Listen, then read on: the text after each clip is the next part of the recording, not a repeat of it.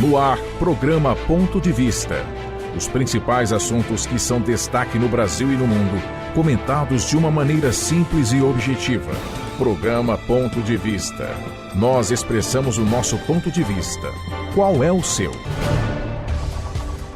Muito bom dia, no ar o programa Ponto de Vista. Hoje é sábado, dia 1º de fevereiro de 2020, enfim, acabou o mês de janeiro.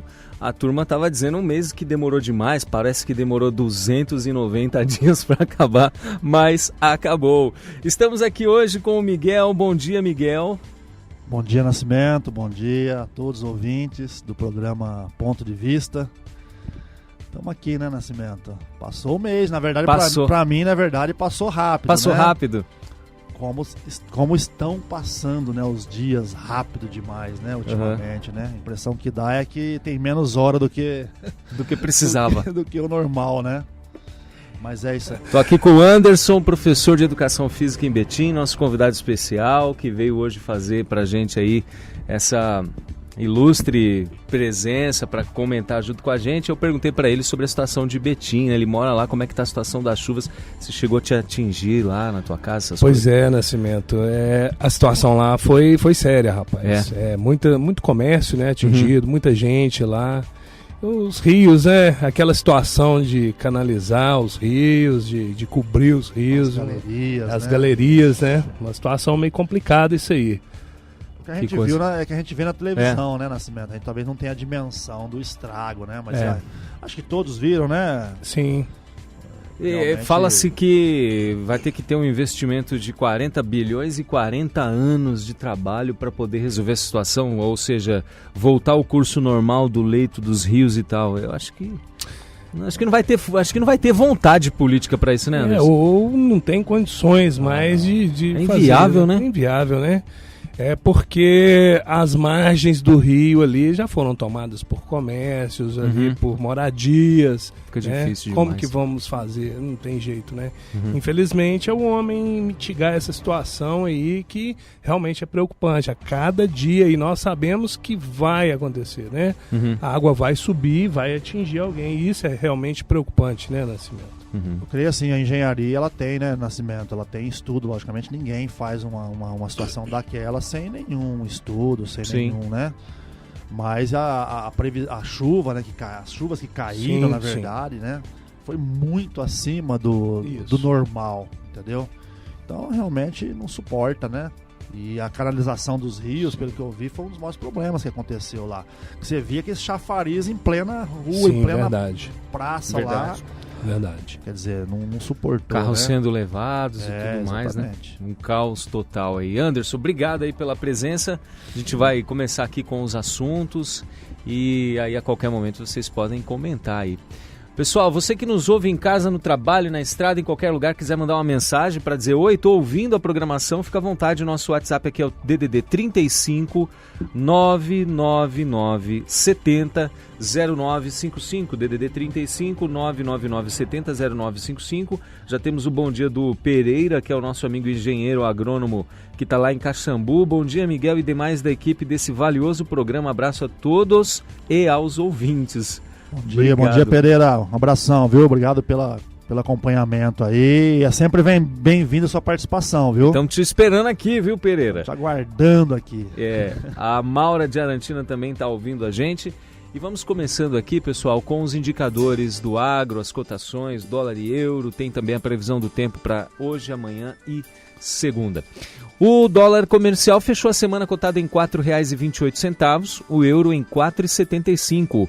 O índice Bovespa fechou em 113.605 pontos. A arroba do boi gordo R$ 175,50 e a vaca gorda em R$ 160,50. A saca de milho R$ 47,00, a soja R$ 78,50. Feijão carioca R$ 192,00. O quilo do suíno vivo R$ 5,56. Frango vivo, R$ 3,50. A saca de café, R$ 530. A média do litro do leite aqui no sul de Minas, R$ 1,43. O trigo, R$ 59,10. E o arroz, R$ 61,07. A previsão do tempo para hoje de chuvas com trovoadas. Probabilidade de 80%. umidade relativa do ar 69% e a máxima de 28 graus. Para amanhã também, né, chuvas com trovoadas, probabilidade de 80%, só a umidade que sobe um pouquinho para 72%, a máxima continua a mesma em 28 graus. Para segunda-feira, tudo igual, chuvas com trovoadas, só que aí a probabilidade de chuva sobe para 100%, a umidade para 74% e a máxima 28 graus permanece a mesma.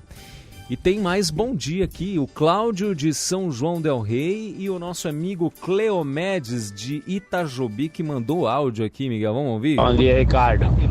Bom sabadão aí pra vocês aí, beleza? Valeu. Nosso amigo Cleomedes de Itajobi, que é caminhoneiro, tá sempre no trecho, né? Lembra dele? Rapaz, sempre manda áudio. Lembro. Então... Bom dia a todos aí, todos os caminhoneiros, né, Nascimento? É verdade. Todos que estão nas estradas, ouvindo aí, né? Uhum. Bacana. Bom, vamos lá, os destaques de notícias de hoje do ponto de vista. O desemprego recua no país, mas ainda atinge 11% da população. A escolha de Regina é o dirigismo ou não? Maia articula cancelamento da carteira de estudante digital criada por Bolsonaro. Devemos nos preocupar com esse tal rombo nas contas externas? Brasil apoia plano de paz de Trump para o Oriente Médio, realista e ao mesmo tempo ambicioso. Novo coronavírus é emergência global de saúde, declara a OMS. O grande beneficiado pelo capitalismo foi o cidadão comum e não os ricos e poderosos. França, a embrionária República Islâmica. Travesti feminista e comunista defende abertamente a radicalização política para destruir a família. E sobre o Brexit, o que muda para quem quer visitar, estudar ou trabalhar no Reino Unido após a saída da União Europeia. Esses são os destaques de hoje que você acompanha. Bom dia para Isabel de Serranos, obrigado pela audiência. Olha, o desemprego recua no país, mas ainda atinge 11% da população. A taxa de desocupação da população economicamente ativa, apurada pela PNAD contínua, caiu 0,8%.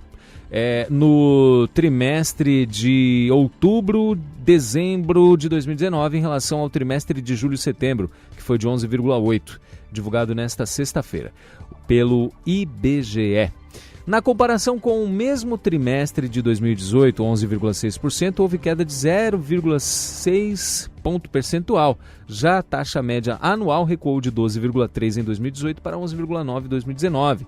A população desocupada representa atualmente 11,6 milhões de pessoas, caiu 7,1%, menos 883 mil pessoas, em relação ao trimestre anterior, e recuou 4,3% em relação ao igual trimestre de 2018. A média anual de desocupados ficou em 12,6 milhões e recuou 1,7% em relação a 2018.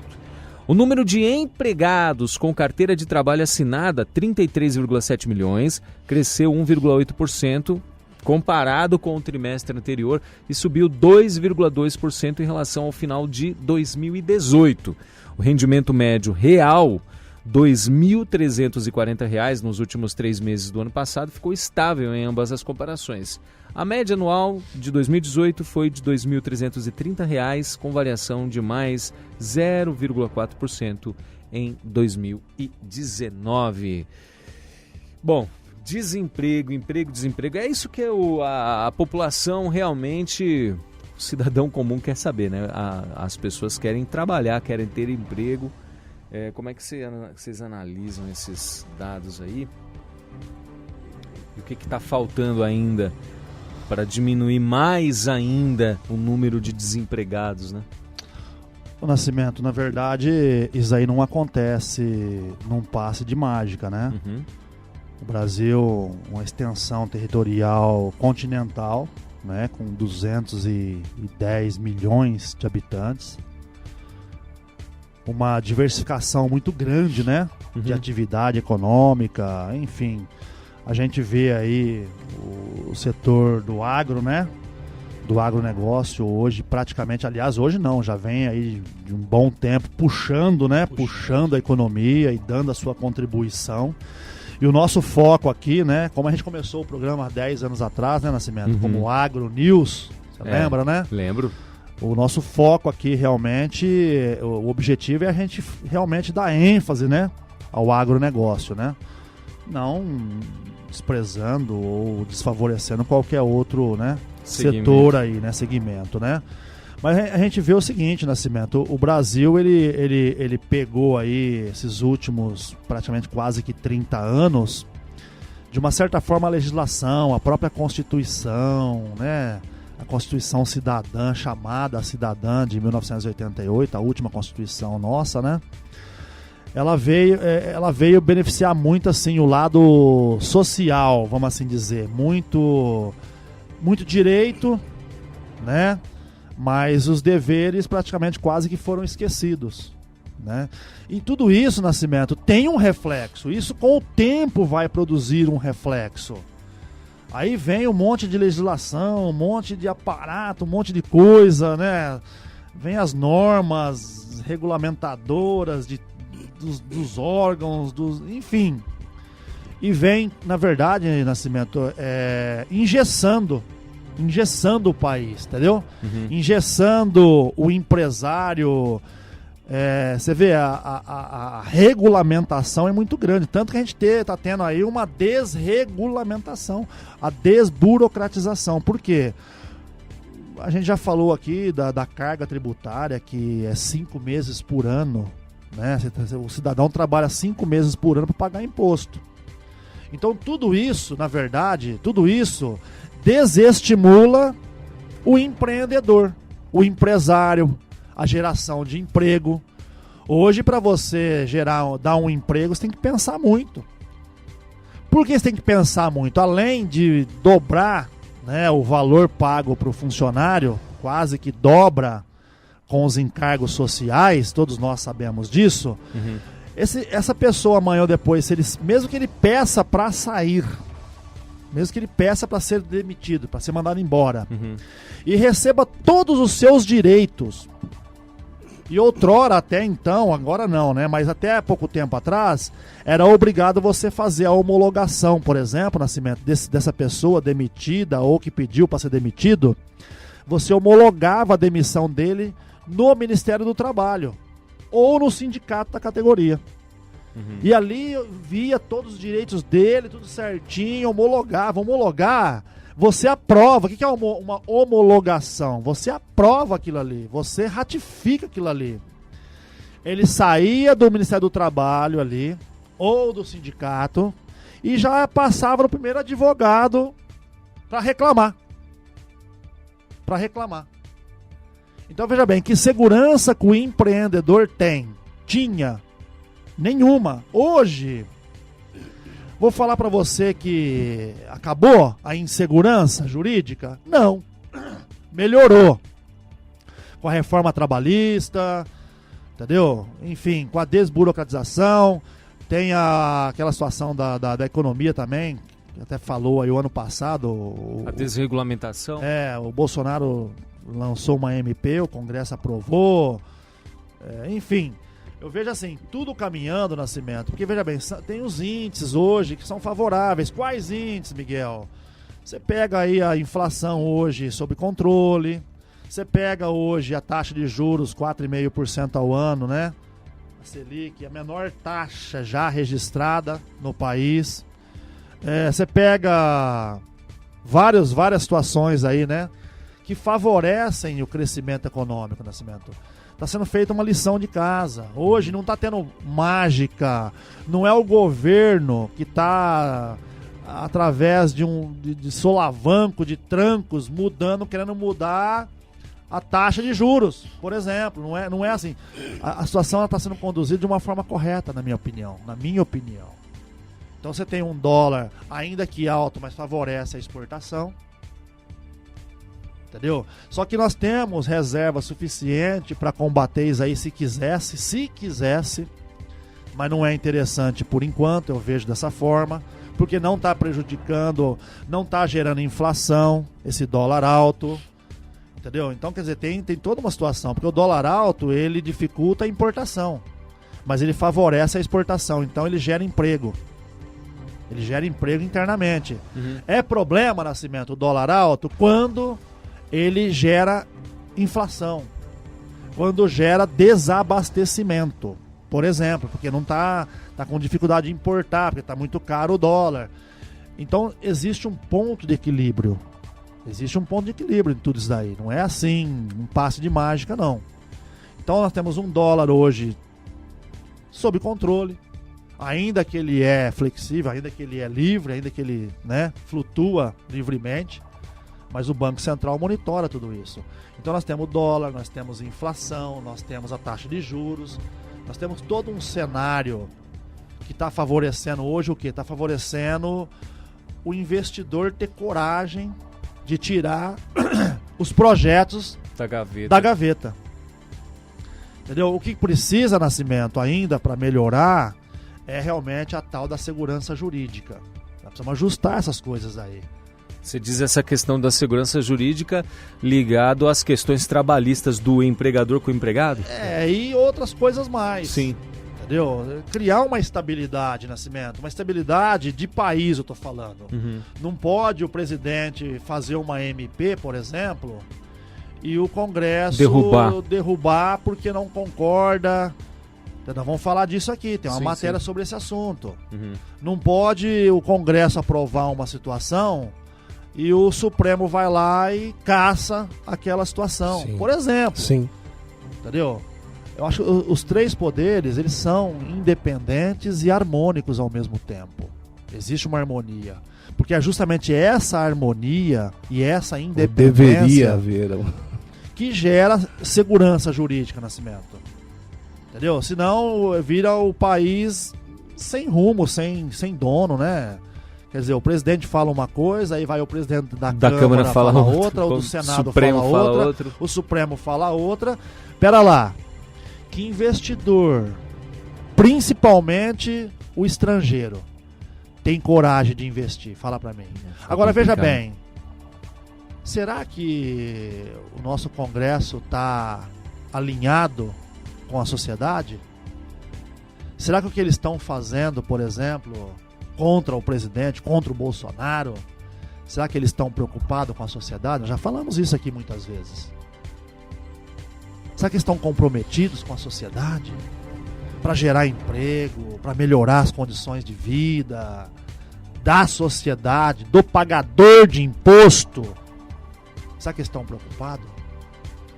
Será que todos os poderes estão com essa preocupação? Ou eles não vê a hora de derrubar o presidente, o Bolsonaro?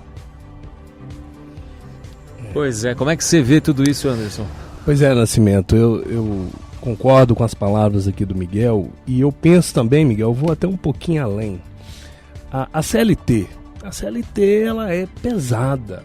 Ela é pesada pro pequeno ali, empreendedor, aquela pessoa que quer produzir, que quer ter ali 2, 3, Miguel, funcionários, registrá-los. Uhum. Mas é pesado.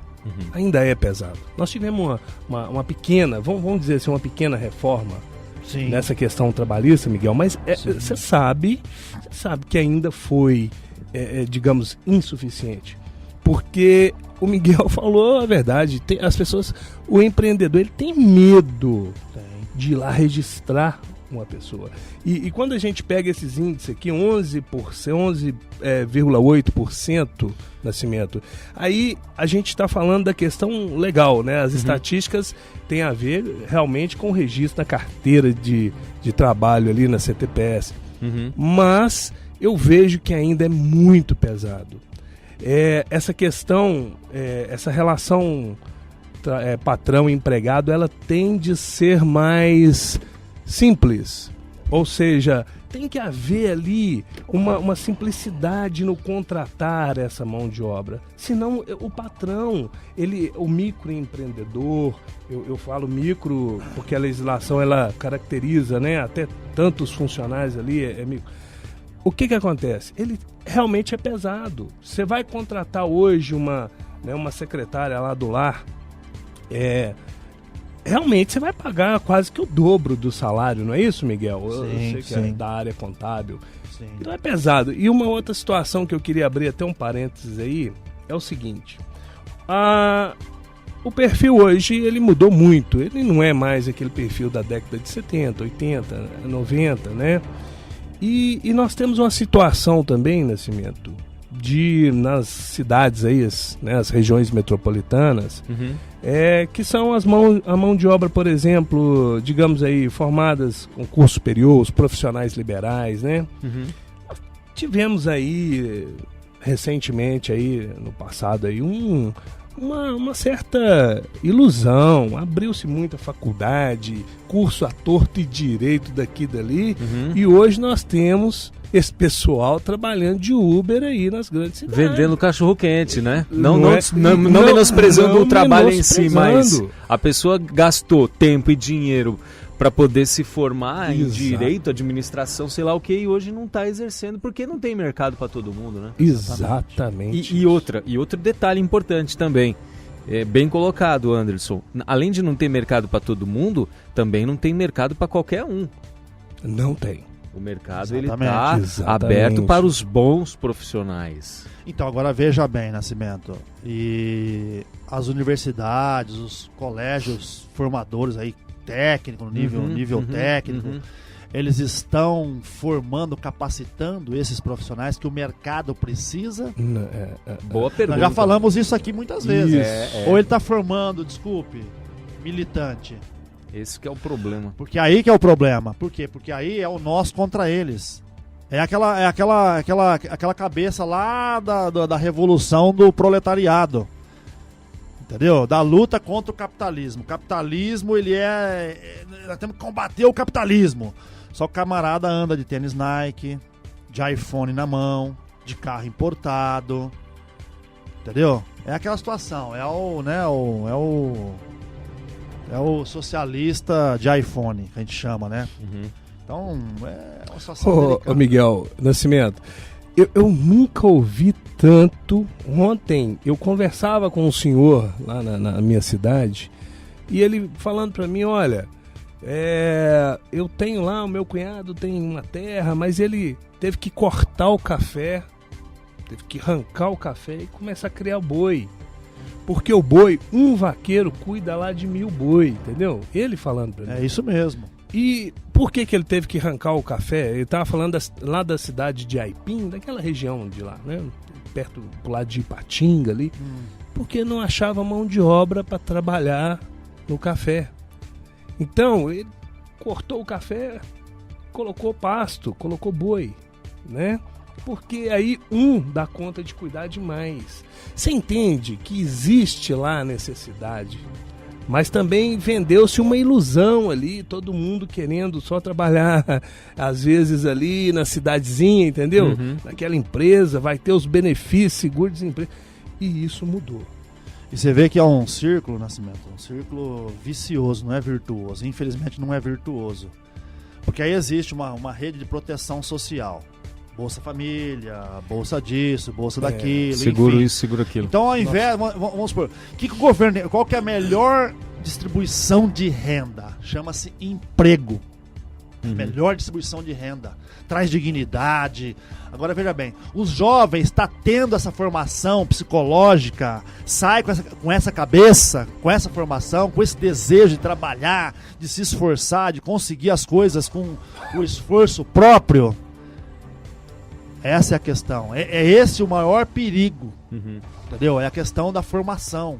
Como é que as pessoas pensam? Como é que os professores hoje pensam? Qual a formação desses professores?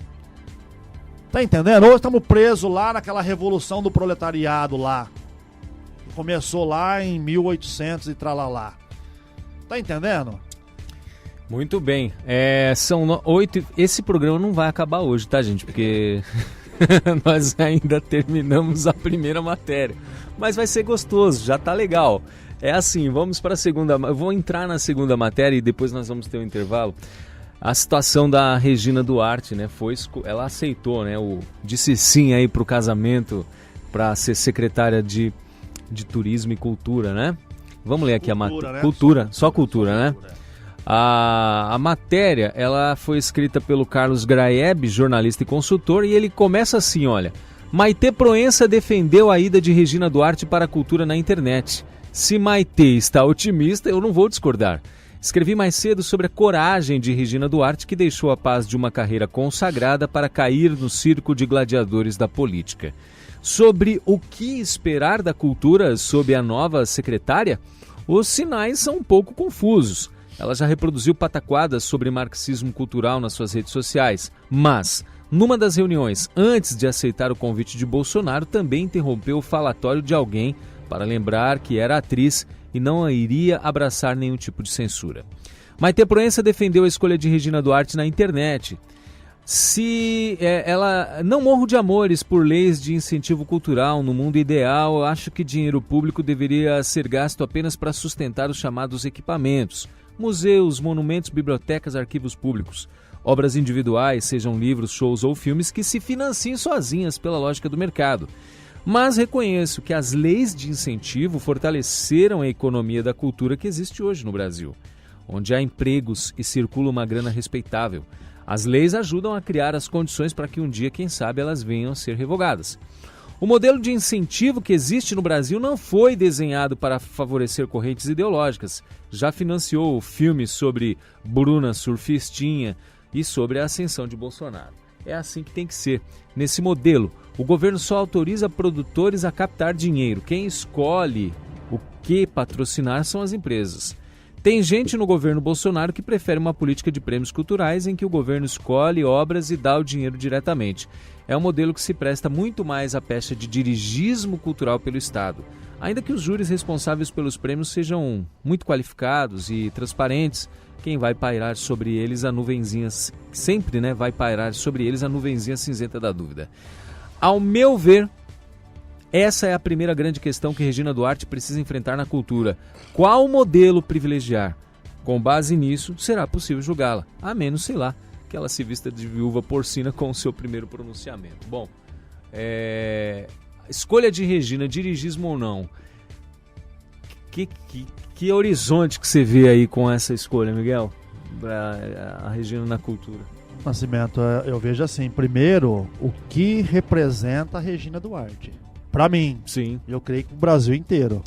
Uhum. É uma pessoa, uma atriz consagrada, uma pessoa, ao meu ver, assim, pelo menos, agora a mídia fica caçando, né? A mídia fica caçando qualquer coisa, aquele, eu ia falar até besteira aqui, aquele camarada que se intitulou presidente lá, o Zé de Abreu. Zé de Abreu. O camarada ator, né, Zé de Abreu. Não vou nem gastar nenhum adjetivo aqui pra ele, porque ele não merece nem que nós gastemos nenhum adjetivo pra ele, né?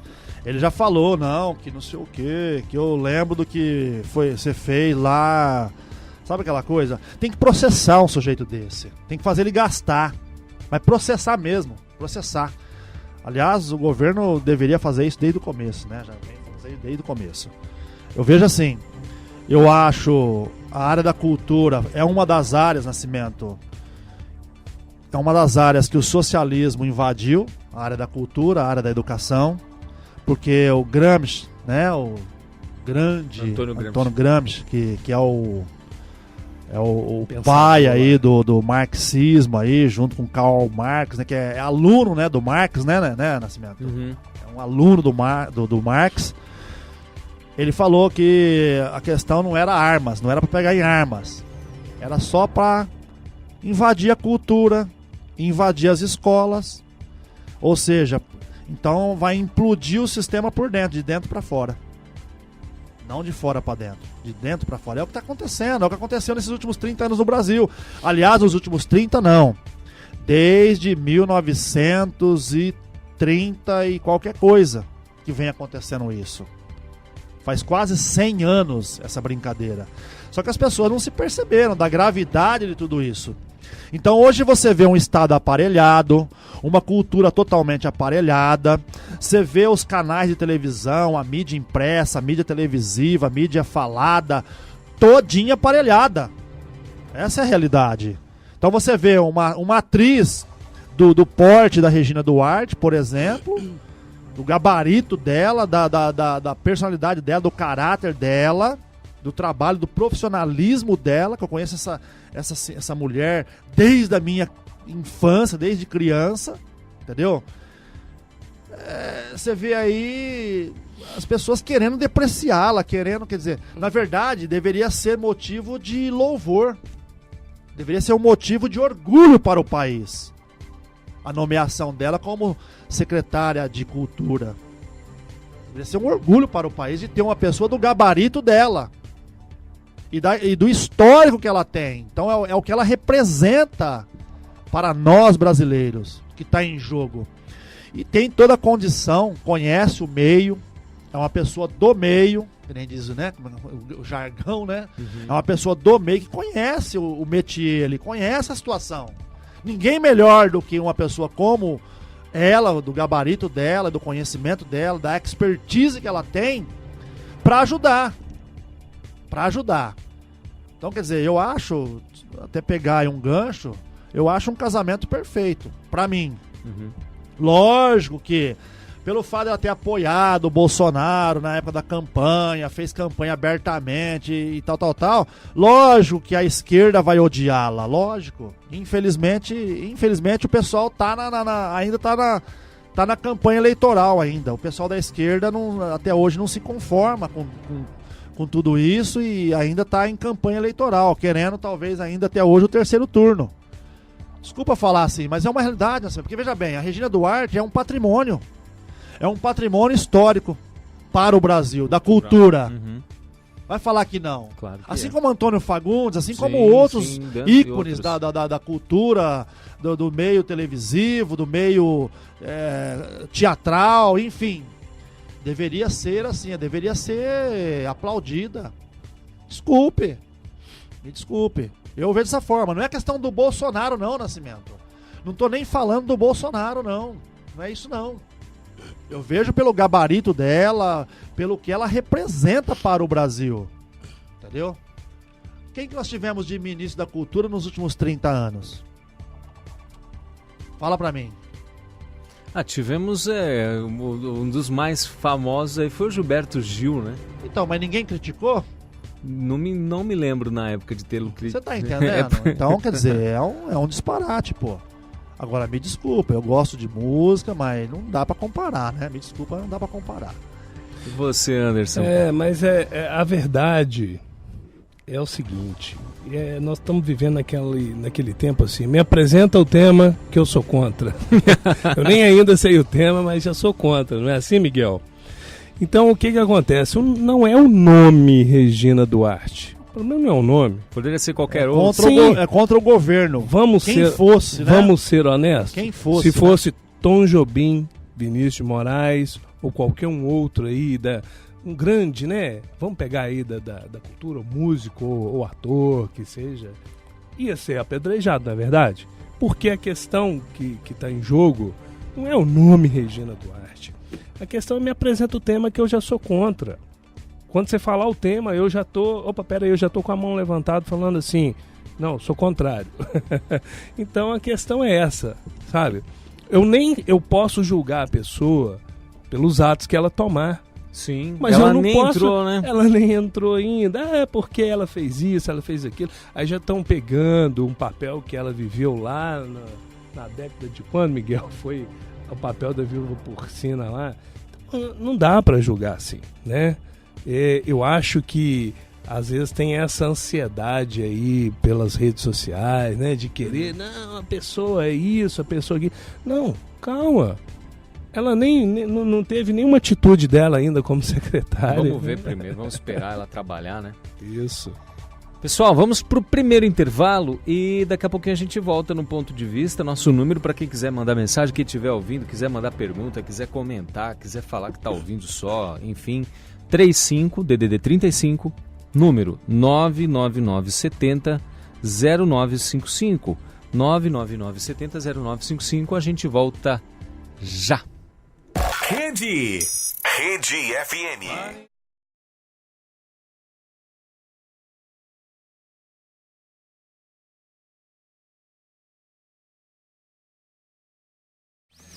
Programa Ponto de Vista. Estamos de volta, 8 horas 42 minutos, manhã de sábado, 1º de fevereiro de 2020, Ponto de Vista no ar. E agora o seguinte destaque. O presidente da Câmara, Rodrigo Maia, articula o cancelamento da carteira de estudante digital criada por Jair Bolsonaro. O PCdoB e a UNE estão contando com Rodrigo Maia para cutucar a MP da carteira de estudante digital. Centrão de Rodrigo Maia, como sempre, pegando no pé do presidente. Dessa vez, o deputado estuda o cancelamento da MP da carteira estudantil simplesmente para satisfazer a esquerda. Em conversas, Maia tem dito que a proposta foi uma retaliação para atingir a UNE, crítica do governo. A gente vive numa época onde o digital está tomando conta de tudo. Hoje a gente tem a opção de instalar a carteira de habilitação, né, no celular. Tudo está por vias de aplicativos. Tudo você paga contas com o seu celular, né? Tem vários sistemas de pagamento e tal.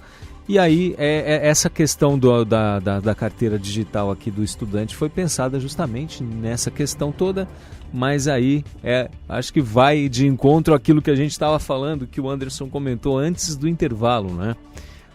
Qual é o projeto aí que eu sou contra? Não quero nem saber o que é primeiro, e agora tem essa situação. Queria que vocês comentassem essa situação aí da carteira digital. Olha, nós temos um especialista aqui, né, que é professor, né? Eu vou falar o que eu penso, mas eu já saí da faculdade esse meio aí faz muito tempo, né? Mas eu vejo assim, que a gente vê no dia a dia acompanhando, a UNE, ela tinha um monopólio disso daí. E quem tá por trás da UNE? Quem que monopoliza a UNE? A UNE monopoliza essa situação da carteira estudantil.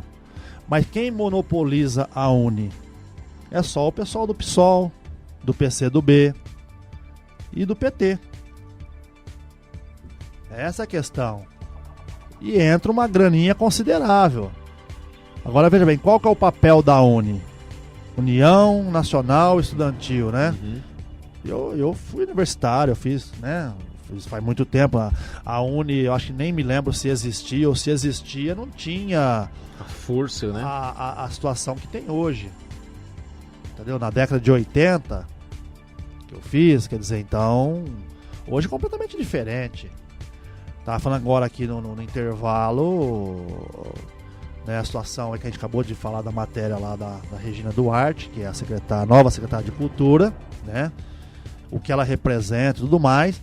Eu vejo assim, como que a cultura, como é que o meio da educação, da cultura, ele foi, desculpa falar, tá? Ele foi estragado esse tempo todo aí, né? Infelizmente, as nossas universidades públicas principalmente, mas não só as públicas, formando militante comunista. E a UNE é uma das ferramentas para isso. Me desculpa. É uma das ferramentas. Aliás, é o guarda-chuva que abriga praticamente só comunista. Então não é. Agora, lógico que o Maia. O Maia está a serviço de quem? Nós já falamos isso aqui. A serviço de quem que está esse Rodrigo Maia? Ele quer o bem da sociedade, ele quer o bem dos jovens, ele quer a formação realmente profissional.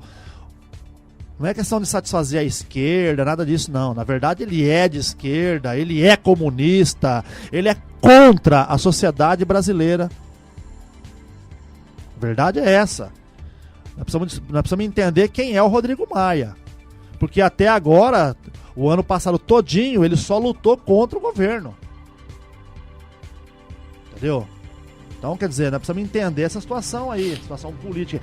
O Rodrigo Maia, ele faz parte do sistema.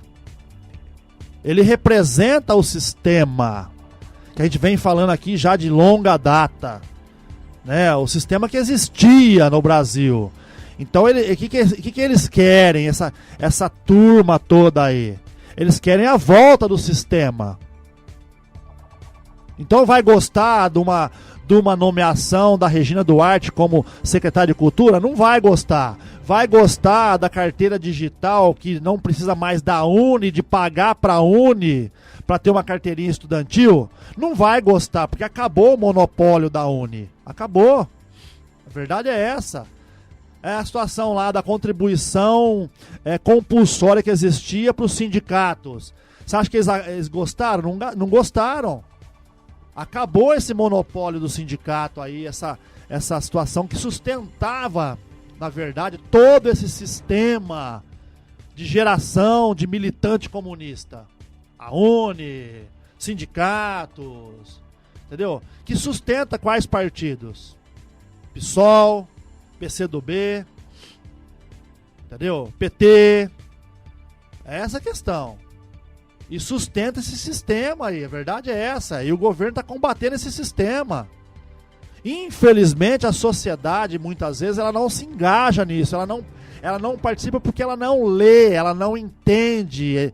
As pessoas não querem saber de notícia, de informação e procurar boas informações, bons canais de informação e se inteirar da situação. As pessoas não querem saber, infelizmente, hoje. Por isso que tem aquele velho ditado, que cada povo tem o governo que merece. Entendeu? A verdade é essa. Você vê lá o pessoal lá do Reino Unido, lá da Inglaterra e os demais países que fazem parte do Reino Unido, que saíram, vamos falar aqui do Brexit, né? Você vê, é um país que luta pelo seu ideal. Entendeu? Luta pelo seu ideal. Nós vamos falar aqui da frase que o primeiro-ministro da Inglaterra falou, por exemplo. Então, quer dizer, o brasileiro não faz conta. O brasileiro, infelizmente, ele não é um povo patriota, que defende o patriotismo. Hoje nós temos um governo patriota. Mas, peraí, o Estado está aparelhado. Você pega um ministro de Estado da educação, o antigo lá, o anterior lá, que pediu para cantar o hino nacional e ser filmado. O Ministério Público chega e indaga o ministro, quer saber por que ele pediu para fazer aquilo? Como se fosse um crime cantar o hino nacional numa escola, nas escolas. Coisa que a gente fazia outrora, todos os dias, que eu estudei justamente no período do governo militar, que era um respeito tremendo pelas professoras, pelos professores, pelos pais, pelos mais velhos, que hoje não existe mais esse respeito. Lamentável tudo isso. Então você vê como é que a gente abre o leque aí, né? E podemos falar de um monte de coisas aqui. Então veja bem, a quem que esse presidente da Câmara aqui está servindo? Ao país? A essa sociedade que eu me refiro? E aí, Anderson, carteira digital da Uni, não carteira digital, carteira de papel, o que pega nisso aí? Nascimento, Miguel. Rapaz, você não sabe quanto problema eu já tive com isso aqui, ó. Sério? Vou relatar algumas coisas para vocês. Experiência própria, vamos lá. Eu fui diretor de escola por um bom tempo, sabe? Uns 10 anos aí. E todo ano, agora, no início do ano é a época, chegava na escola, quando eu estava na direção, né? Aí chega na escola um grupo, se intitulando lá, nós somos a associação, porque não é só Uni é União Nacional. Mas aí tem as associações municipais, estudantil, tem a estadual, você tá entendendo? E aí tem várias siglas, tá? Chega na sua escola, numa cidade igual aqui em Minduri, imagino eu aí, tem, né, não sei quantas escolas, mas aí, olha, nós somos diretor. Aqui nós temos 2, estadual, municipal e uma creche, 3, vai. Então, e a beleza. PAI, 4. Então, beleza. Uma cidade... 4 mil habitantes. 4 mil habitantes, cidade pequena. Aí chega nas escolas. Olha, nós somos a associação tal, estudantil, e a gente é responsável de emitir a carteira de estudante aqui, que hoje te dá direito de entrar, não sei aonde, pagando apenas a metade. E olha... Eu queria a autorização, diretor, para subir nas salas e divulgar a carteira.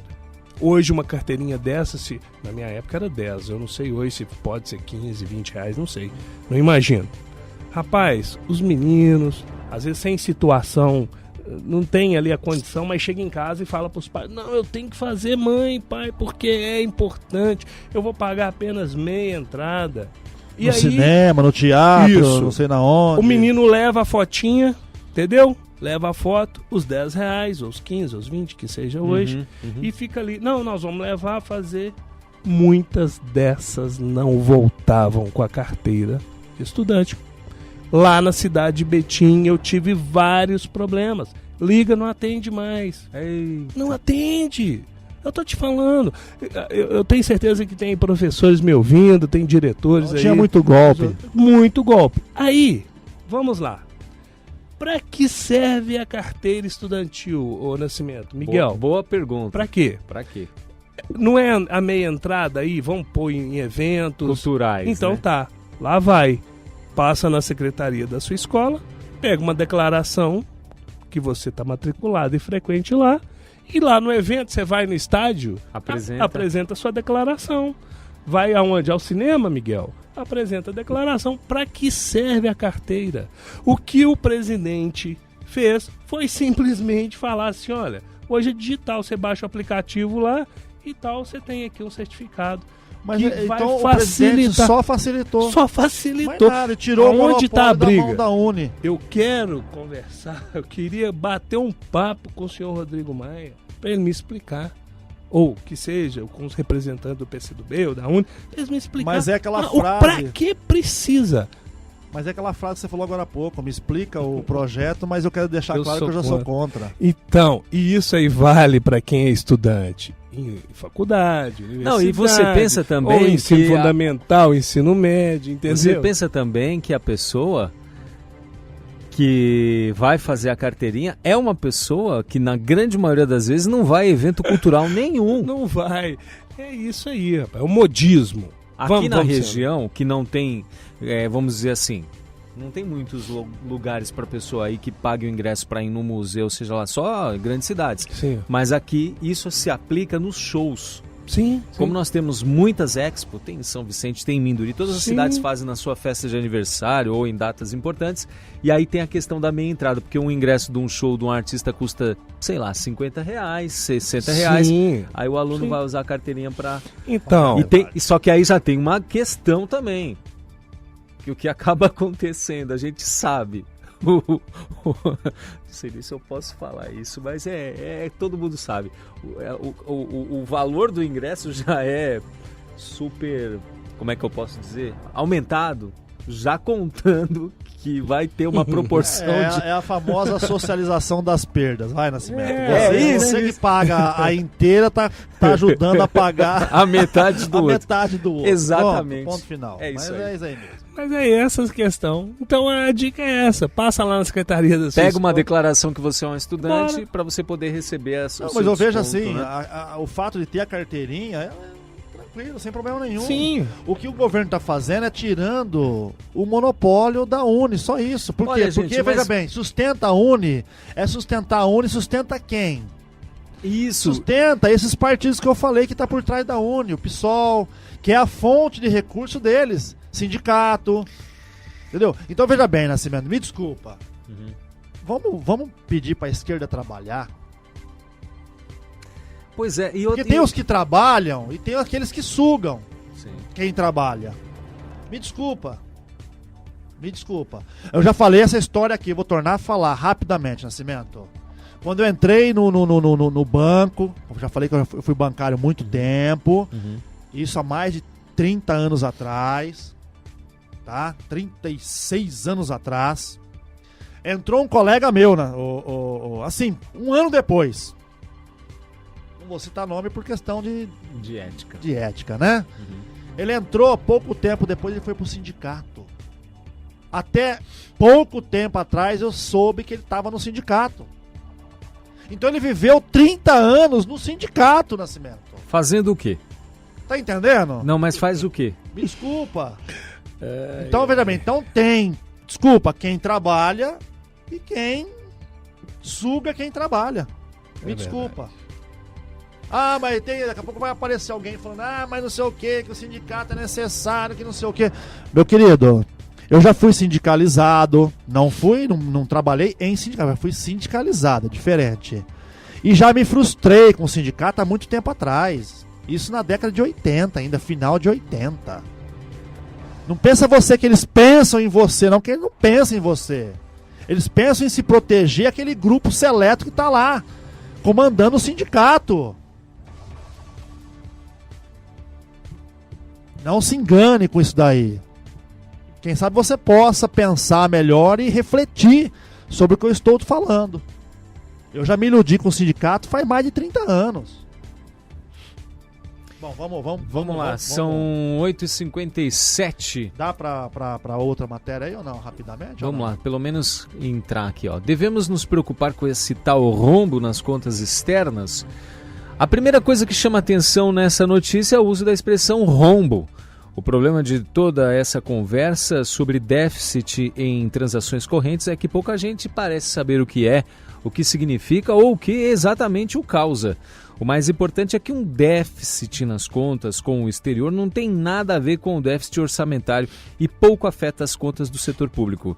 Essa é uma das razões pelas quais essa conta não é muito útil. O dito rombo nas transações correntes é apenas uma identidade contábil, não uma dívida ou uma obrigação que precisa ser paga. Os lançamentos que geralmente ocasionam tal resultado são provenientes, ou pelo menos a imensa maioria deles, de transações entre entes privados, pessoas e empresas. Por conseguinte, os ônus e os bônus dessas transações são regidos e suportados por instituições privadas. Assim como ninguém tem nada com as dívidas de empresas privadas, exceto os donos dessas empresas e aqueles com quem elas negociam, não somos responsáveis direto ou indiretamente pelas transações que determinam os números desse tal rombo. A menos, é claro, que o governo resolva interferir no livre jogo dos mercados. O segundo ponto a destacar está no subtítulo da matéria. A informação de que, no mesmo período, o saldo de investimento estrangeiro no país foi de 78,5 bilhões de dólares, suficiente para compensar com folga o tal rombo. Do que pouca gente se dá conta, especialmente aqueles agarrados a nomenclaturas e princípios contábeis mercantilistas, é que os saldos dessas duas variáveis estão sempre correlacionados de forma inversa. O Brasil é um país de poupança doméstica muito baixa para os padrões de países em desenvolvimento. A necessidade de recursos para investimentos é, portanto, em boa medida suprida por capitais externos, na forma de investimento direto estrangeiro. E agora vem o mais importante.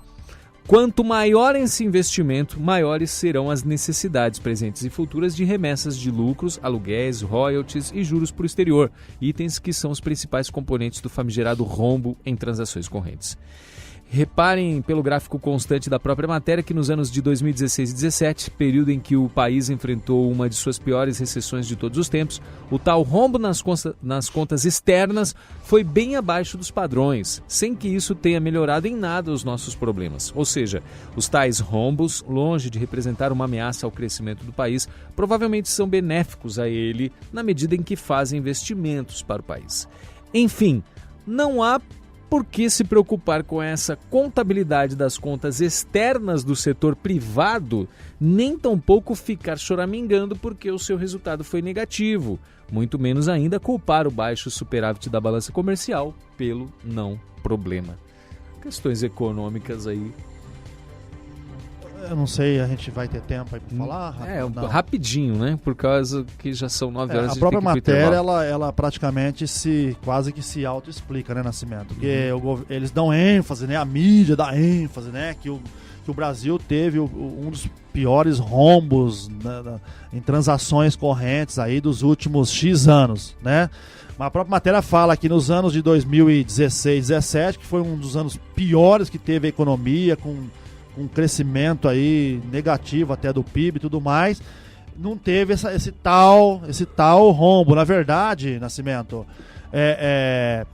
essa situação de transações correntes significa a questão de uma conta simples de entrada e de saída de dólar, de moeda estrangeira. Só isso, mais nada. Agora veja bem, isso aí o governo está pagando alguma coisa, esses X bilhões aí do tal rombo, não tem nada a ver. Não tem nada a ver. A pessoa vai viajar para o exterior, o que ela tem que fazer, Nascimento? Ela tem que comprar dólar. Por exemplo, ou ela leva um cartão internacional, ou ela leva um papel chamado Traveler's Checks, que hoje quase você nem ouve falar mais, porque o cartão quase que acabou com isso daí. Então tem um monte de situações. Então veja bem, a pessoa, ela não pode ir lá na Europa, lá na França, ir lá e querer pagar com real, com dinheiro, papel.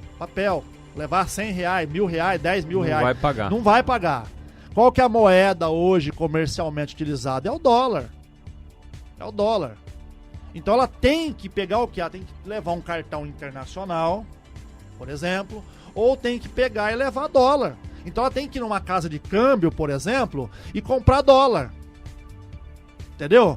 Então veja bem, é essa contabilidade aí, Nascimento, isso qualquer empresa. Você não importa uma máquina, um equipamento, um produto, sei lá, qualquer coisa, e como é que você paga? Você paga em dólar. É só essa transação aí. Mas veja bem, não tem nada a ver com o governo. O governo tem algum prejuízo com esse tal rombo nas contas correndo, na conta... Não tem nada a ver, não tem rombo setor nenhum. Privado, né? Veja bem, hoje o Brasil tem uma reserva astronômica de dólar. Tem um caixa astronômico de dólar, já falamos isso aqui muitas e muitas vezes. É o que eu falei agora há pouco, se o governo quisesse entrar vendendo dólar pelo Banco Central, irrigando a economia com dólar, ele faz o dólar desabar. Só que seria uma coisa forçada, uma coisa forjada. Aí ele não tá deixando o mercado flutuar. Tá entendendo, Nascimento? Uhum. O governo tem reserva suficiente para, se ele quiser entrar vendendo dólar, ele baixar a cotação da moeda. Só que eu falei no começo do programa, não é interessante, porque o dólar alto, de uma certa forma, ele beneficia a economia interna. Ele gera emprego, né? Enquanto não estiver afetando a inflação, não estiver afetando o abastecimento, vai dificultar para quem? Para quem quer viajar, para quem quer importar. Então, veja bem, essa dificultação da importação, Nascimento, pode trazer até benefício, por quê? Porque vai forçar a pessoa a buscar no mercado interno. Valoriza o comércio nacional, né, Miguel? Não, o produto nacional. Uhum. O produto nacional. Porque fica mais caro o produto do exterior. Isso é ótimo para o Brasil. Enquanto não estiver causando inflação, enquanto não estiver causando desabastecimento. Por quê? Porque propicia o investidor nacional, o produtor, o fabricante nacional, seja do que for. Então gera mais emprego o dólar alto. Por incrível que pareça, desde que não cause inflação, que não é o caso. Desde que não cause desabastecimento, que também não é o caso. Então as pessoas têm que entender isso daí, né? E essa questão aqui das transações correntes aqui, do rombo, entre aspas aí, a própria matéria se explica, que é o envio de royalties, que é o envio de lucros, que as empresas que têm operação no Brasil e que têm sede fora, né, multinacionais, têm que enviar lucro. Então é essa transação aí, mas tem prejuízo para a nação, para o Brasil, para o governo? Nenhum. Zero de prejuízo, Nascimento. Então é conversa fiada, entendeu? É conversa fiada, é só uma questão de contabilidade aí de moeda estrangeira, entendeu, Nascimento? Uhum. Mas qual que é a reserva que o Brasil tem? O Brasil tem uma reserva excelente de dólar, de dólares. Uma reserva, um colchão. 340 e quantos bilhões, bilhões, né? Ou mais. É. Então, quer dizer, não há preocupação. Tá? Por enquanto não há preocupação. Muito bem, Anderson, quer comentar alguma coisa? É isso mesmo que o Miguel falou, é o que eu penso, né? Eu não sou expert na área, o Miguel aí que fala, mas eu acho que o mais importante disso tudo, Miguel, é a taxa Selic lá embaixo. Acho que nunca teve tão baixa assim, né? Não é verdade? Nunca teve. Incentivando a produção nacional. E o agro mesmo aí tá aí exportando aí, ó. E recebendo em quê? É bom para o exportador. Não é isso? É bom para os exportadores. Aí estimula a exportação, Nascimento. Estimula a fábrica nacional. Estimula. Entendeu? O dólar baixo estimula a importação. Trazer de fora. Então não vai produzir no Brasil, você vai importar. Tá baixo. Então quer dizer, o dólar alto, ele dificulta o quê? Dificulta a importação.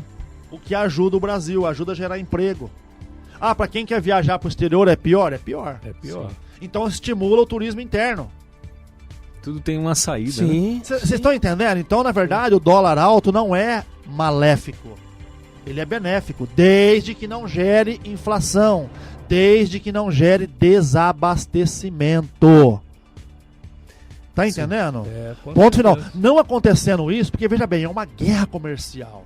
Você pode ver, é uma batalha tremenda. Você vê essa guerra entre os Estados Unidos e a China, de taxação, um taxa isso, o outro taxa aquilo. Por quê? Porque é a disputa de mercado, meu querido. Por que as pessoas inventaram essa situação aí das queimadas na Amazônia, aquela coisa toda, que o produtor rural tá invadindo a Amazônia, que tá queimando a Amazônia? É tudo conversa fiada. Isso aí é produtor europeu que é subsidiado, já falamos isso, e ele não tem condição de competir com o produto brasileiro. com a carne brasileira, com a soja brasileira, com o agro brasileiro. Na verdade, se os governos dos últimos 30 anos não tivessem feito o que eles fizeram, o Brasil hoje talvez pudesse ser uma das maiores potências do mundo. Poderia estar produzindo o dobro, o triplo, tem terra para produzir o triplo, o quádruplo do que produz hoje, sem desmatar a Amazônia. Entendeu? Então existe toda uma situação. Não se privilegia quem produz nesse país. Infelizmente. Nós vamos para o intervalo, 9h08. Daqui a pouquinho a gente volta no programa Ponto de Vista. Se você estiver nos ouvindo e quiser mandar uma mensagem, nosso número é o DDD 35 999 70 0955. Alô pro Anésio de Carvalhos, que está na sintonia. Ótimo programa como todo sábado. Um abraço do Anésio. Anésio, obrigado. A gente volta já. Rede FM.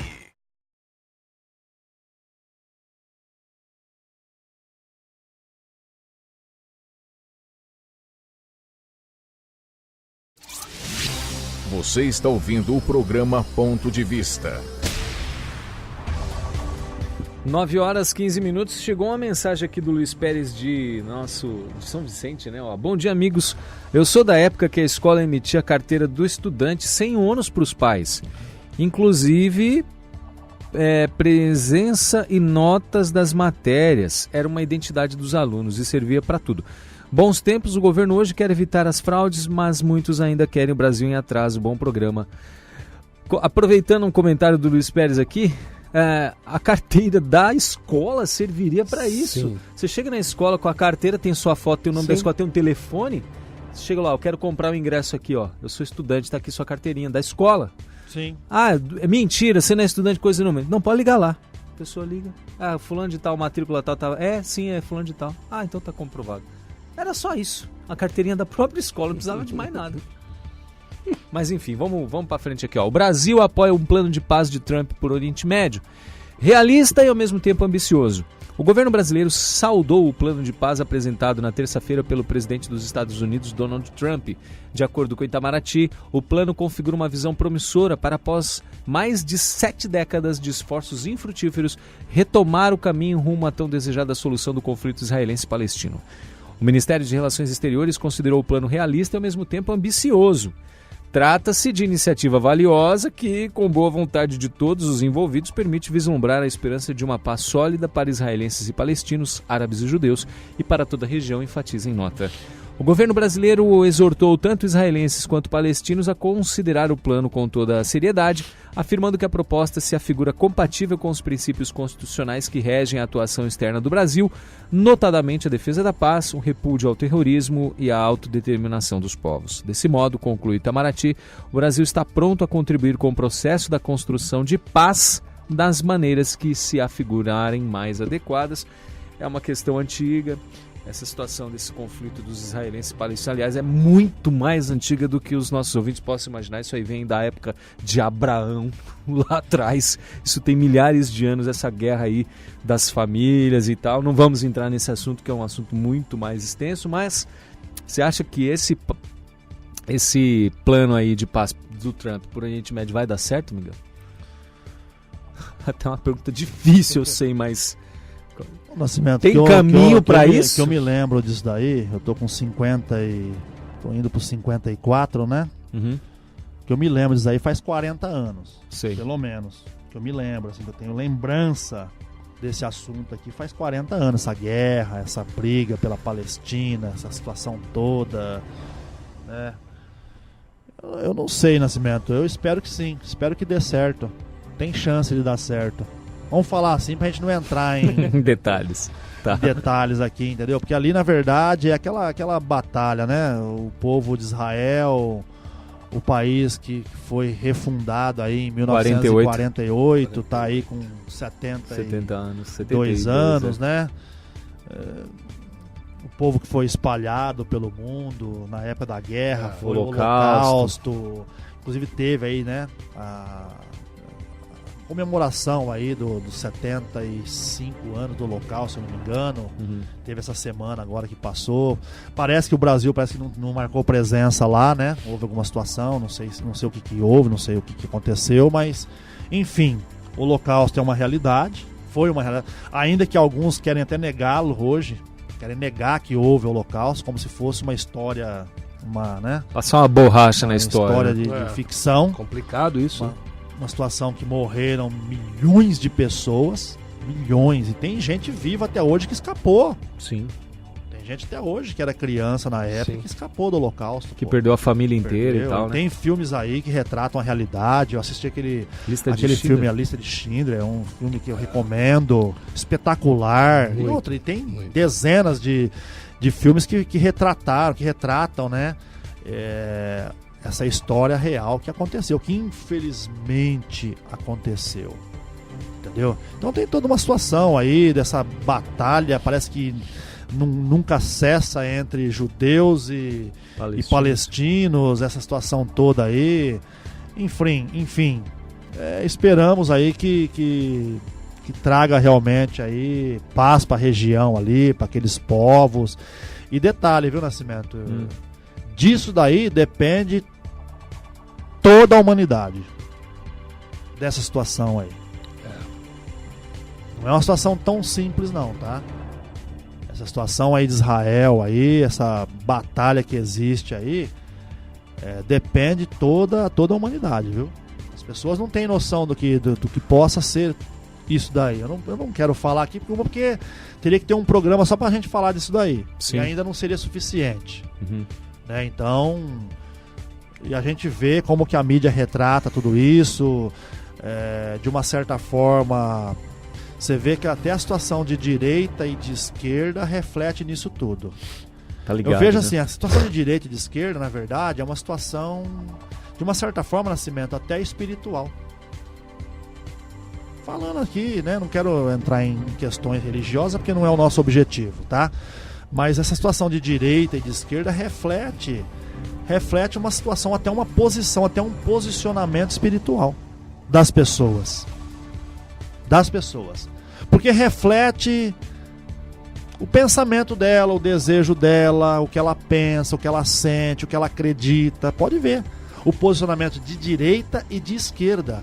Quais são os princípios que a direita defende e que princípios que a esquerda defende? Para pensar.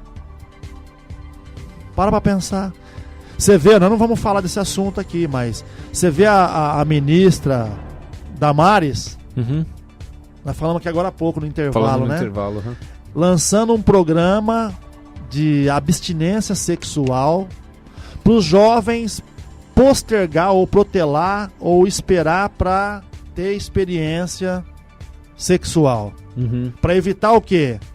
A gravidez precoce, que é um problema alarmante no Brasil. Sem falar nas DSTs, né? Sem falar nas DSTs. Aí vem a Defensoria Pública, entra com uma situação lá contra a ministra, contra a veiculação dessa campanha. Porque não comprovou que isso daí seria eficaz, não sei o quê. Então o que eu vejo? Eu vejo uma situação de posicionamento. É o que eu acho que eu nunca ouvi uma coisa mais engraçada, não, mais real. É engraçada porque que o Anderson falou lá no primeiro bloco. Me diz aí qual é o teu projeto que eu sou contra. Eu não vou esquecer dessa frase. É isso aí, ué. Eu quero saber dessa ala do Poder Judiciário, entendeu? A quem eles estão servindo. Só isso. Só fica essa pergunta aí no ar. E você, Anderson, essa questão aí da paz no Oriente Médio, como é que você vê isso? Então, Nascimento, situação complicada, né? Bem complicada. Como diz o Miguel.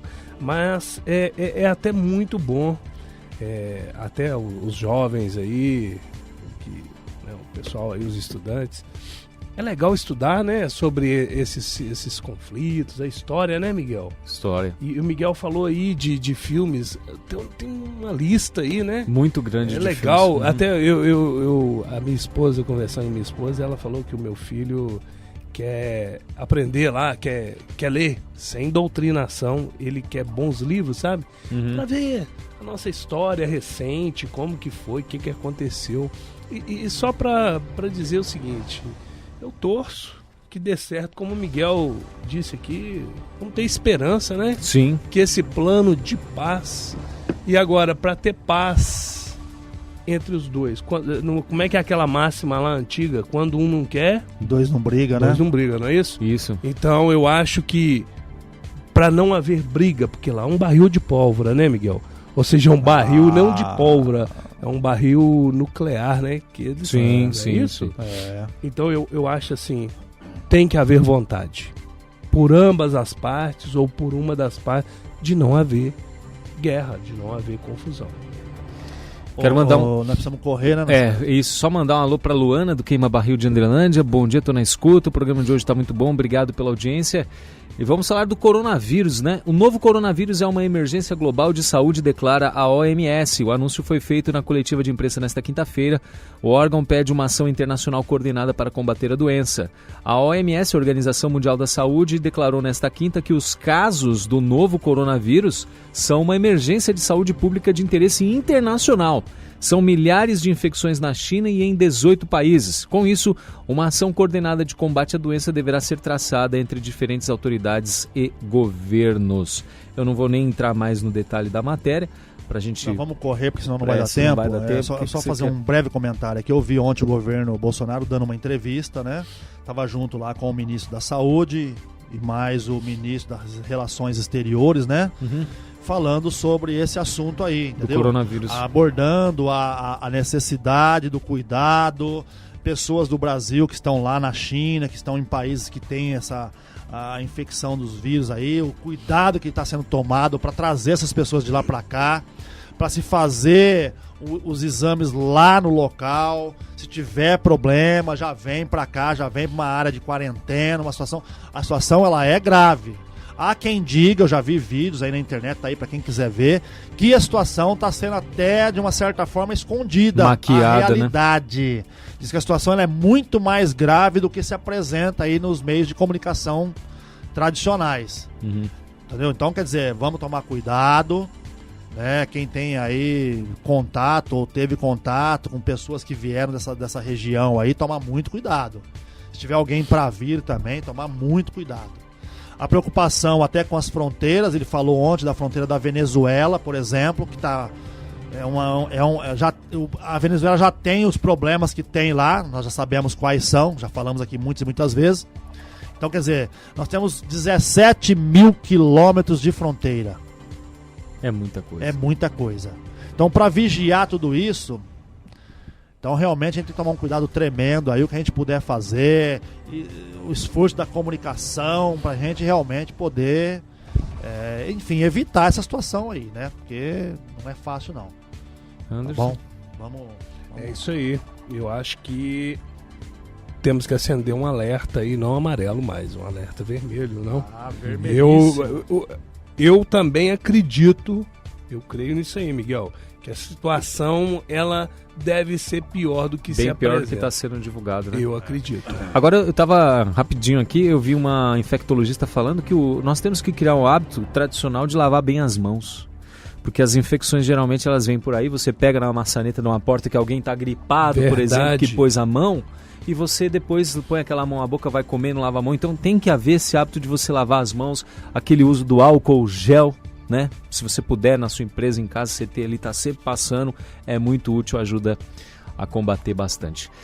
O grande beneficiado pelo capitalismo foi o cidadão comum e não os ricos e poderosos. Responda rápido. Quem realmente foi o grande beneficiado pelo capitalismo? Se você respondeu os ricos, você nunca estudou história. A história nos mostra que todo o progresso industrial, todos os aperfeiçoamentos mecânicos, elétricos, todas as grandes maravilhas tecnológicas da era moderna e todas as grandes conveniências e facilidades que hoje nos são disponíveis teriam significado relativamente pouco para os ricos e poderosos em qualquer época da história. Por exemplo, um sistema moderno de saneamento básico com rede de esgoto e água encanada teria trazido benefícios adicionais para os ricos da Grécia Antiga? Dificilmente, pois eles tinham servos para lhes garantir todas essas comodidades. Os servos faziam o papel da água corrente. Os nobres da Roma Antiga teriam maior qualidade de vida caso houvesse televisão e rádio? Improvável, pois eles podiam ter os principais músicos e atores da época fazendo apresentações exclusivas nas suas mansões como se fossem os seus serventes. Roupas manufaturadas, máquinas de lavar, micro-ondas e supermercados? Os ricos e poderosos nunca precisaram se preocupar com essas coisas. Roupas e alimentos eram feitos e mantidos por seus serventes que lhes entregavam tudo em mãos.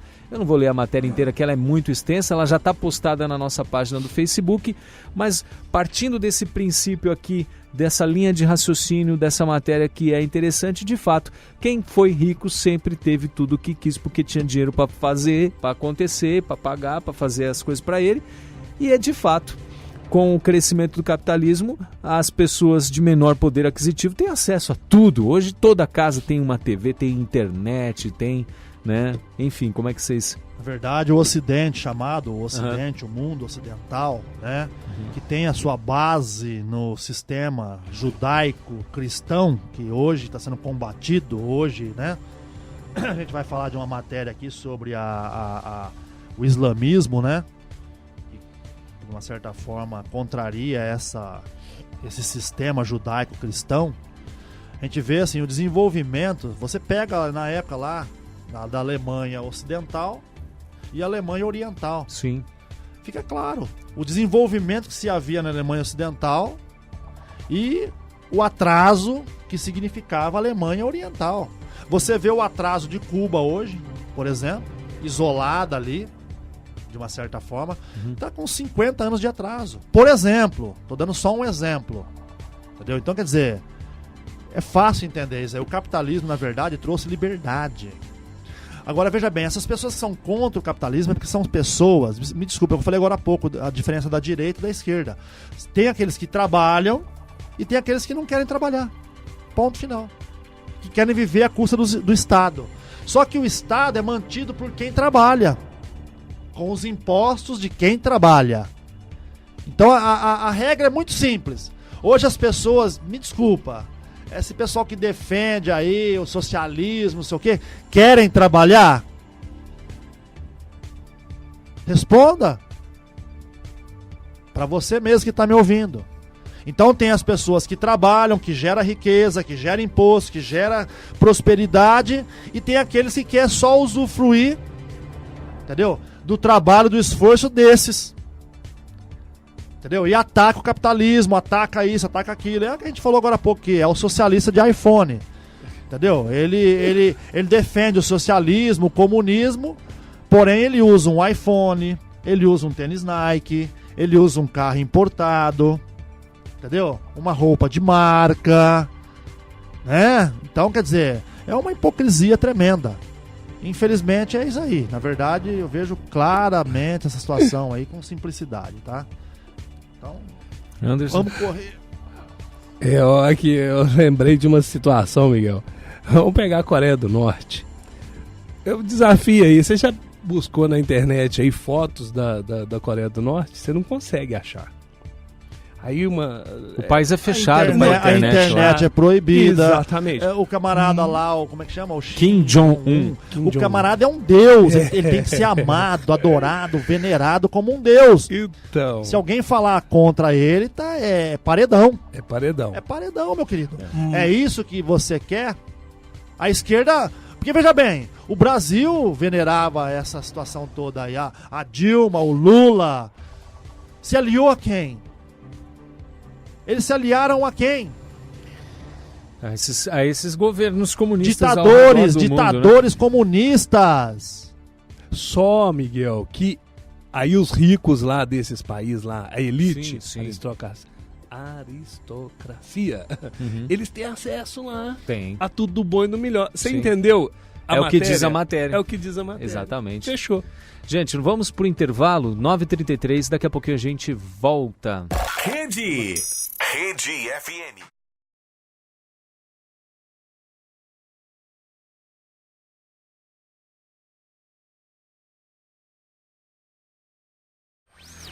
Programa Ponto de Vista. 9h39, vamos para o último bloco do Ponto de Vista. Aqui as matérias, amigos ouvintes, já estão na página do Facebook da Rede. É só você acessar facebook.com/Rádio Rede Minduri. Todas as matérias já estão lá, os links dos seus sites originais você pode acessar e ler com calma. França, a embrionária República Islâmica. Num país que costumava defender a liberdade de expressão, a autocensura dispara. Nos últimos 5 anos tem ido mais ou menos todo mês à delegacia de polícia para registrar uma queixa sobre ameaças de morte, não insultos, ameaças de morte. Marika Brett, hoje jornalista do Charlie Hebdo, 8 de janeiro de 2020. Ninguém mais se atreve a publicar caricaturas de Maomé. A autocensura predomina. O ódio é dirigido contra aqueles que resistem a ocultar informações e não contra aqueles que as ocultam. Isso sem falar da psiquiatrização do terrorismo para melhor, inocentar o Islã. Se nos dissessem no início dos anos 2000 que em 2020 cerca de 20 cartunistas e intelectuais franceses estariam sob proteção policial, ninguém acreditaria. Autor Pascal Bruckner. E aí a gente não vai ler tudo porque não dá, mas a situação da França, que sempre foi defensor... Só o próximo parágrafo. Próximo parágrafo só? Sara Halimi, uma mulher judia, foi torturada e assassinada no seu apartamento em Paris pelo seu vizinho Kobili Traoré, aos gritos de Allahu Akbar. Um tribunal de recursos deliberou recentemente que Traoré gritava porque tinha fumado maconha e, portanto, não era criminalmente responsável por suas ações. Conforme realçou o rabino-chefe da França, Raim Corsia, é uma licença para matar judeus. Ou quem contrariá-los. Bom, não dá nem para comentar essa matéria aí, Nascimento, porque é uma situação religiosa, eu não quero comentar, não. Eu tenho um pensamento, tenho a minha convicção, né? Então, eu acho uma situação perigosíssima, tá? Perigosíssimo. Eu vejo assim, não só a França, como a Europa toda, né, foi invadida, verdade é essa, dos muçulmanos. Aquela situação lá que a gente já falou aqui também, daqueles refugiados lá e tal, aquilo tudo pra mim é tudo combinado. Tá bom? Não quero se aprofundar no tema, né? Quer falar alguma coisa? Isso aí é no mundo inteiro, tá, Nascimento? Não é só na França, muito menos só na Europa, é no mundo inteiro. Você vai para São Paulo lá, você vai lá na região do Brás, por exemplo, que eu fui lá um tempo atrás aí. O que você vê de gringos ali, não tô falando daquele pessoal que trabalha ali, dos bolivianos não, tá? Falo pessoas realmente, né? Não quero discriminar ninguém. Sim. Não quero discriminar uma religião de forma nenhuma. Entendeu? De forma nenhuma. Eu tenho um pensamento que é meu particular, que eu não quero expressar. Tá bom? Então, respeito todas as religiões, respeito a opção de cada um, da fé de cada um, quem tem, quem não tem, quem crê, quem não crê. Deus dá liberdade para cada um fazer, pensar e fazer o que ele quiser da vida dele. Então quem somos nós ou eu para poder falar alguma coisa? Eu só vejo uma situação perigosa. Só isso, mais nada. Anderson? É simples. Vários filmes da atualidade aí, pega um filme francês, qualquer um que seja, que você vai ver a realidade, o que afirma a matéria. É bem presente. Muito bem, 9h43, travesti feminista e comunista defende abertamente a radicalização política para destruir a família. Sempre que os movimentos LGBT e os movimentos feministas são acusados de terem em comum de seus objetivos a destruição do conceito tradicional de família, logo a turma parte para a defensiva. Argumentam então que, na verdade, só querem que as suas formas de família também sejam aceitas na sociedade. Assim, passam a acusar os conservadores de lunáticos, conspiracionistas e preconceituosos. Entretanto, Qualquer um que tenha estudado umas poucas obras de integrantes dos movimentos feministas e LGBT sabe que tudo não passa de conversa fiada e que os reais objetivos por trás dessas agendas são, na verdade, objetivos políticos. Dessa vez, há uma novidade nesse cenário, um vídeo que prova definitivamente que não há teoria conspiratória alguma nas preocupações conservadoras e que mostra uma feminista que admite abertamente que esses movimentos têm por objetivo a destruição da família. O vídeo publicado pelo canal Boitempo no YouTube é protagonizado por Amanda Palha e é intitulado O Movimento LGBT e o Fim da Família.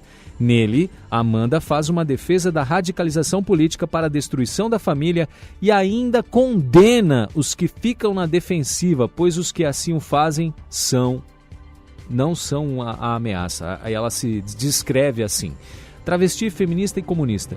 Educadora popular e atua há 7 anos em associações filiadas à hoje conhecida Amotrans, Articulação e Movimento de Travestis e Transsexuais de Pernambuco.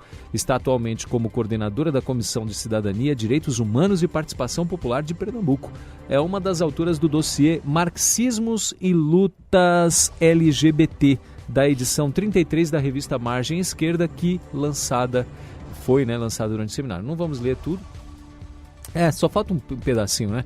O vídeo pode chocar muitos e parecer uma novidade, mas não há nada no discurso de Amanda que não tenha sido dito há pelo menos 50 anos, incluindo a defesa da promiscuidade e, com o fim da família, o incesto.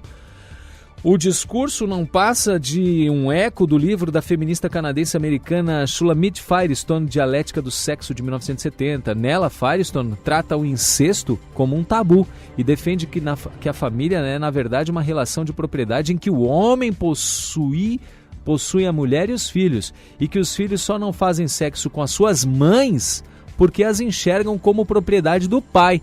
Assim, a única maneira do ser humano ser verdadeiramente livre é acabando com a família tradicional. É uma aberração um troço desse. Um negócio desse é uma aberração. Então, é por isso que eu tô falando.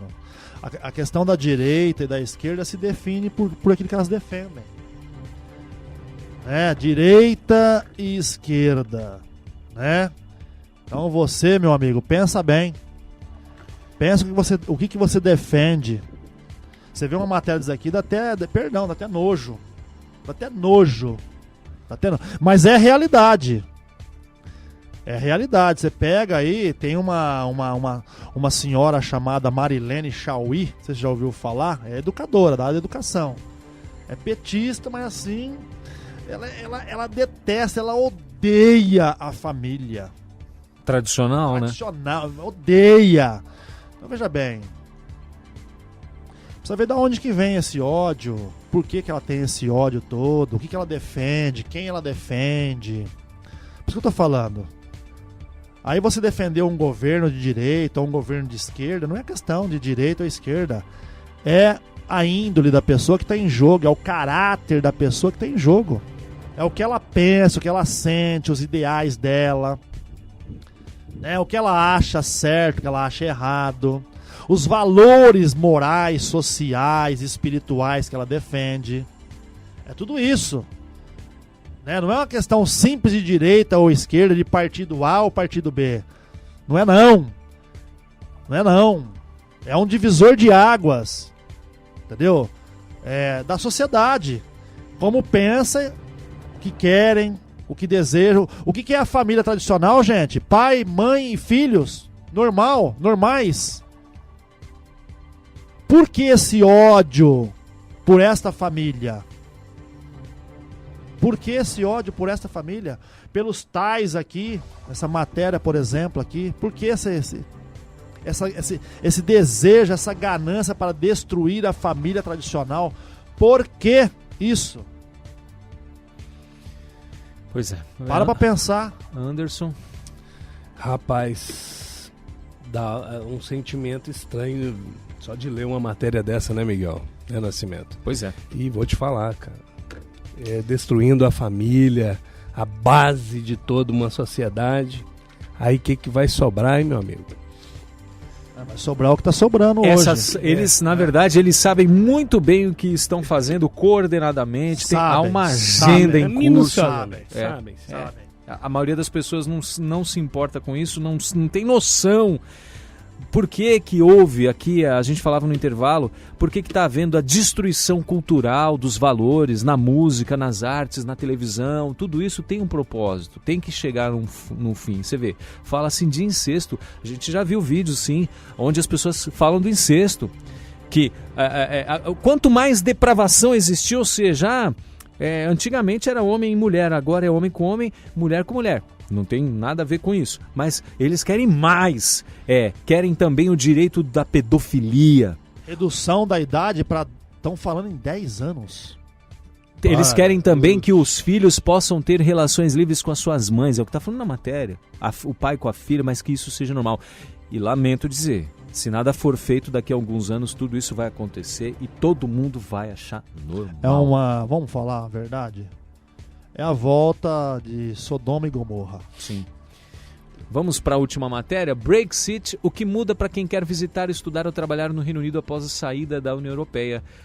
Aconteceu ontem às 11 horas da noite, né? 8 horas da noite, horário de Brasília. Uma das principais demandas daqueles que apoiaram esse processo do plebiscito de 2016 é que o governo britânico recupere o controle total sobre as suas políticas de imigração. Como parte da União Europeia, o Reino Unido era obrigado a seguir as regras acordadas por todos os seus 28 países membros. Por exemplo, um dos princípios básicos da União Europeia é o do mercado único, que consiste em permitir a livre circulação de mercadorias, serviços, capitais e pessoas. Desde a sua entrada em vigor em 93, os cidadãos europeus podem viver, trabalhar, estudar ou fazer negócio livremente em qualquer outro estado da União Europeia. Como resultado, o saldo líquido migratório anual da União Europeia para o Reino Unido atingiu o ponto mais alto durante o primeiro trimestre de 2015, com 219 mil chegadas. Desde o plebiscito, no entanto, esse número caiu para 48 mil no segundo trimestre de 2019. Aí vai falando várias coisas aqui, fala da questão dos brasileiros, enfim, a gente tem pouco tempo aqui, tem menos de um minuto, Miguel. Mas a matéria já está aí disponível. Eu quero só ler um parágrafo, uma outra matéria que está na Veja, na revista sim. Veja, que diz assim, são palavras do Boris Johnson, que é o primeiro-ministro da Inglaterra, tá? Ele fala assim, olha, a União Europeia tem evoluído nos últimos 50 anos em uma direção que não serve mais a este país. Disse Johnson.